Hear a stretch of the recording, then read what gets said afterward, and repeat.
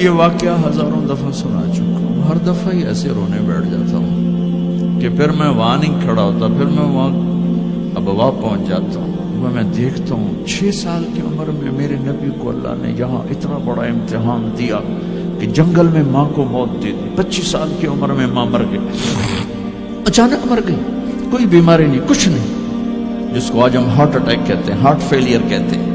اتنا آخری جملہ کہا، کل حی میت و کل جدید بال وقد ولدت طہرا، بولا نہیں جا رہا تھا تو بجھتے بجھتے بھڑکتی شمع نے کہا، بیٹا ہر زندہ نے مرنا ہے، ہر جوانی نے ڈھلنا ہے، لگتا ہے تیری ماں کا آخر آ چکا ہے، لیکن میں نے ایک بچہ جنا ہے جو سارے عالم کو پاک کر دے گا۔ اور شمع خاموش ہو گئی۔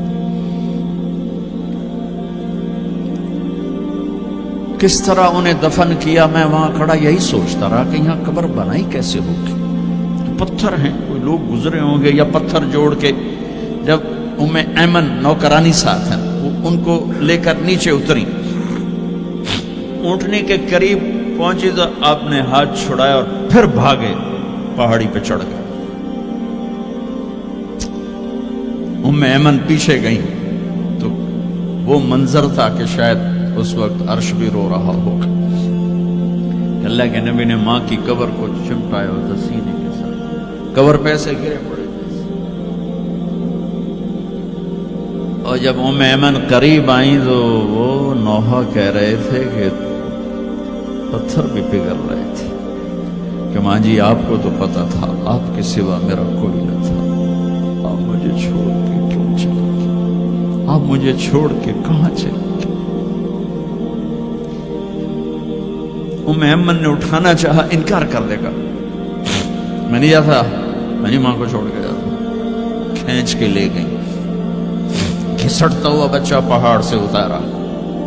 2 دن روتے روتے مکے کا سفر ہے، پھر کھانا بھی بند ہو گیا، پینا بھی بند ہو گیا، سوائے زمزم کے چند گھونٹ پانی کے سارا دن نہ کھاتے تھے نہ پیتے تھے، اکیلے بیٹھے رہتے، نہ ماں نہ باپ نہ بھائی نہ بہن، ٹھلو۔ 57 سال کے بعد ماں کی قبر پر پہنچے اور قبر کے سرہانے آ کر بیٹھے، گوڈے اوپر اٹھائے اور ہاتھ یہاں رکھے اور سر گوڈوں میں دے، جیسے چھوٹے بچے رونے کی پوزیشن بناتے ہیں، یہ چھوٹی جگہ میں دکھا نہیں سکتا،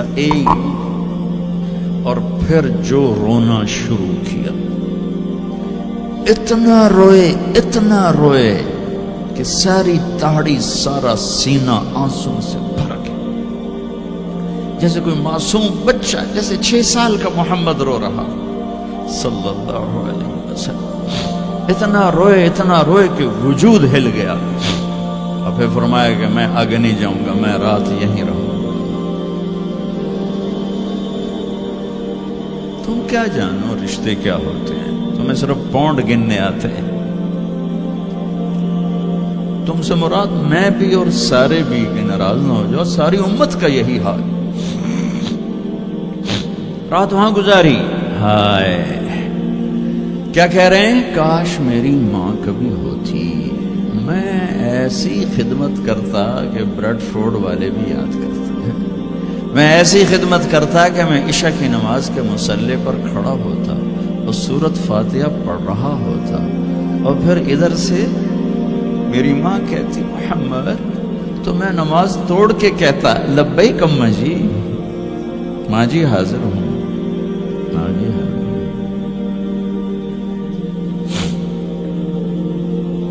مچھلی کھانا چھوٹا گناہ ہے، شراب بیچنا بڑا گناہ ہے، سود کھانا بڑا گناہ ہے، ڈرگ بیچنا بڑا گناہ ہے، چوری ڈاکے ظلم و ستم کیا امت نہیں کر رہی، بے گناہ قتل، جھوٹے الزام تہمتیں،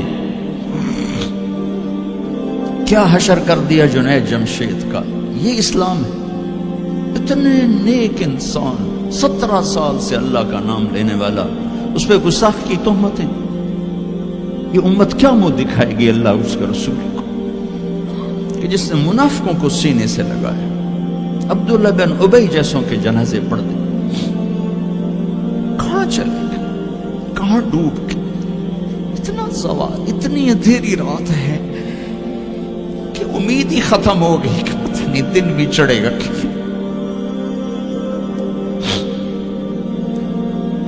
دین کے نام لینے والے جب دین کو ذبح کرنے پہ آ جائیں, ممبر پہ بیٹھنے والے جب نفرتوں کی آگ بھڑکانے لائے, کس سے غلطی نہیں ہوتی. ایک پاک انبیاء کی ذات ہے جن کی زبان پہ اللہ بولتا. باقی طارق جمیل روزانہ مجھے 40 سال ہو گئے بیان کرتے ہوئے, میں خطا نہیں کروں گا تو اور کیا کروں گا. مجھ سے پوچھو تو صحیح, میں غلطی سے کہہ گئے, جان بوجھ کے کہہ گئے, ہو سکتا میں نے غلطی سے کہہ دیا. اللہ نے توبہ رکھی ہے, کفر کی توبہ. یہ میں درد سے بول رہا ہوں, زوال ہے, زوال خوفناک زوال ہے. جب ممبر پہ بیٹھنے والے دین سے اتنے دور چلے گئے. طلیحہ نے نبوت کا دعویٰ کیا اور لڑائی کی صحابہ سے. عکاشہ بن محسن جیسے بدری صحابی کو شہید کیا, اتنے بڑے مقام کے صحابی کو شہید کیا. اور حضرت عمر کے زمانے میں توبہ کرنے آیا, آپ نے گلے لگا لیا, توبہ تو سب کفر کے نبوت کے دعوے. میرا اللہ کہتا میں تو ہر بیان میں کہہ رہا ہوں کہ دھرتی گناہوں سے بھر کے ایک دفعہ کہو یا اللہ میری توبہ, تو اللہ کہتا جاؤ سب معاف کیا. یہ میں زوال بتاؤ, آج امت کتنی پستی میں چلی گئی ہے, کس قدر فرقہ واریت نے ایک اژدہا کی شکل اختیار کر لی ہے. ایک دوسرے کو سلام کرنے سے کہ کافر کافر کافر, کتے خنزیر. میرا نبی ایسے بولتا تھا. میں انسان ہوں, بول رہا ہوں, بولتے بولتے کوئی غلط جملہ بول سکتا. گستاخی کا جان بوجھ کے کرنے والا یقیناً دارہ اسلام سے عمل چھوڑنے سے آدمی کافر نہیں ہوتا, گستاخی کرنے سے, نماز چھوڑنے سے کافر نہیں ہوتا, گناہگار ہے. نماز کی گستاخی کرنے سے وہ دارہ اسلام سے نکلتا ہے, لیکن اس کے لیے بھی توبہ کا دروازہ کھلا ہوا ہے. لیکن یہ کتنا تعصب ہے, نفرت ہے کہ ایک آدمی کی 17 سال کی پاک زندگی کو ایک غلطی پر کفر بنا دیا. یہ گراوٹ ہے, زوال ہے. ہمیں بندر خنزیر بنانے کے لیے فرقہ واریت ہی کافی تھی. اس کملی والے کو دعائیں دو جس نے حسن حسین کو ذبح ہونے دیا. تمہارے لیے ہاتھ اٹھا, میری امت کے ساتھ کیا کرے گا, پوچھ کے ہو. اور وہاں سے جواب آتا ہے ساتھ دوں گا.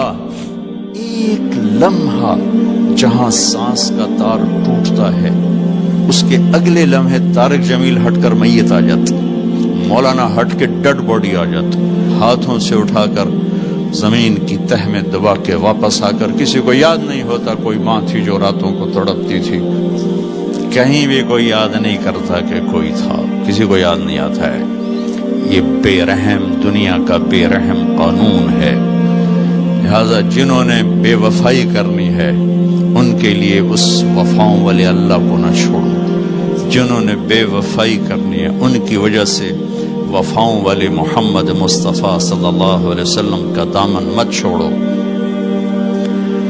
جس دن اللہ کے سامنے پیش ہونا ہے وہ میری آپ کی عزت اور ذلت کا فیصلہ ہے, کامیابی ناکامی کا فیصلہ ہے, بلندی اور پستی کا فیصلہ ہے, جنت اور جہنم کا فیصلہ ہے.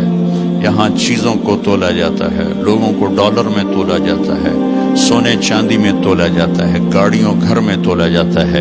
وہاں اللہ عمل میں تولے گا, بول میں تولے گا, اخلاق میں تولے گا. یہاں چیزوں کا وزن ہے, وہ بے وزن ہو جائیں گی. وہاں اعمال کا وزن ہوگا جن کا آج کوئی وزن نہیں. میں گالی دوں کوئی نظر نہیں آتا, میں دعا دوں کچھ نظر نہیں آتا, جھوٹ بولا کچھ پتہ نہیں, سچ بولا کچھ پتہ نہیں, حلال کمایا کچھ پتہ نہیں, شراب بیچ کے کمایا کچھ پتہ نہیں ہے. دونوں طرح نظام چلتا ہے, شراب کے پیسے سے بھی گھر چلتا ہے اور محنت مزدوری سے بھی گھر چلتا ہے. لیکن اوپر ایک سسٹم چل رہا ہے, اقرأ کتابک کفی بنفسک اليوم علیک حسیبا. یہ پڑھ, تیری زندگی کی دیوار پر سب کچھ لکھا ہو, تیری زندگی کی کاپی پر سب کچھ لکھا ہو. آج عمل تو لے جائیں گے. فمن ثقلت موازینہ فاولئک هم المفلحون، جن کی نیکیاں بڑھ گئیں وہ کامیاب ہیں۔ ومن خفت موازینہ فاولئک الذین خسروا انفسهم فی جہنم خالدون، جن کی نیکیاں گھٹ گئیں وہ ناکام ہو گئے۔